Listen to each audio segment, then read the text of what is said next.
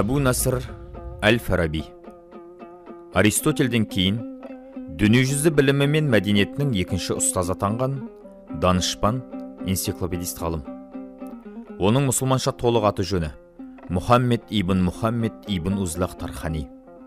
Туған жері Сырдария бойындағы ерте заманда түркі халықтарының орталығы болған Отырар қаласы. Отырарды арабтар Фараб деп атаған. Қай жерден шыққанын білдіру үшін аты жөніне өзінің туған мекенінің атауын тіркейтін сол заманның дәстүрімен ұлы ұстаз Фараби аталған. Махмуд Қашқари Дуани лұғат ат-түрк атты еңбегінде Фараб қаласының түркше аты Қарашоқы деп көрсетеді. Әл-Фараби заманында бүкіл Орта Азия мен Түркістан Араб халифатының ықпалында болған. Соған байланысты қала халқы сауда-саттық мәселесінде ислам қалыптасып, дамуына зор үлес қосқан араб, парсы, түркі тілдерін қатар қолданған. Соның ішінде рухани, ғылыми тіл араб тілі болған. Сондықтан осы қалада сауат ашып, осы қалада білімге, ғылымға деген құмарлығы оянған Әл-Фарабидің осы үш тілді жетік білуі заңдылық еді. Ол кейін білім ғылым іздеп көп жерді аралайды. Ақыры сол кезде әлемнің ғылым дүниесінің орталығы болған Бағдатқа келіп, сонда тұрақтап қалады. Сол кездің әйгілі ғалымдармен кездесіп, олармен сырлас болады. Грек, латын, санскрит және басқа тілдерді үйренеді. Ол өз заманындағы дамыған ғылым салаларының бәріне, өнеріне өзіндік үлес қосып, елеулі із қалдырады. Одан қалған ғылыми еңбектердің өзінің саны 100-ден астам. Сол еңбектерді ғылым салаларына қарай бөлетін болсақ, олар мынандай: астрономия, астрология, математика, логика, музыка, табиғат ғылымдары, социология, лингвистика, поэзия, риторика, философия болып келеді.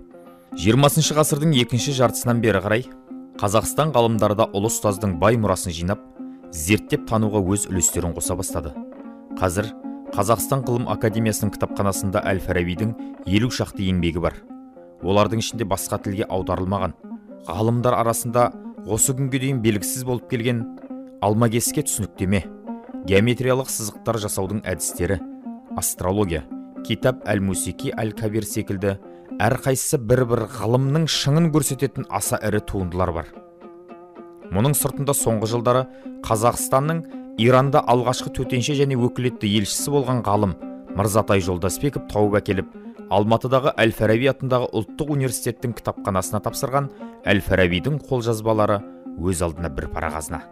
Олардың көшірмесі 13 қолжазбасы бүгінде Еуразия ұлттық университетінің Отырар кітапханасында сақтаулы. Өмірінің соңына қарай Әл-Фараби Мысыр, Шам, Халеп қалаларында болып, ақырында Шам шаһарына келіп, сонда тұрақтайды. Осында қайтыс болады. Оның денесі Шам шаһарының кіші қақпа, яғни Баб әс-Сағир жағындағы зиратқа қойылады. Әл-Фарабидің ісін жалғастырған, ғылымға берілген шәкірттер көп болған.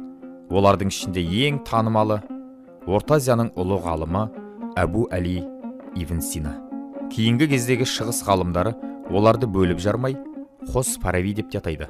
Сондай-ақ еңбектері ұлы ұстаз еңбектерімен сабақтасып жатқан ұлы ғалымдар Бируни, Бозжани, Омар Хайямдар да өздерін Әл-Фарабидің шәкірттеріміз деп есептеген.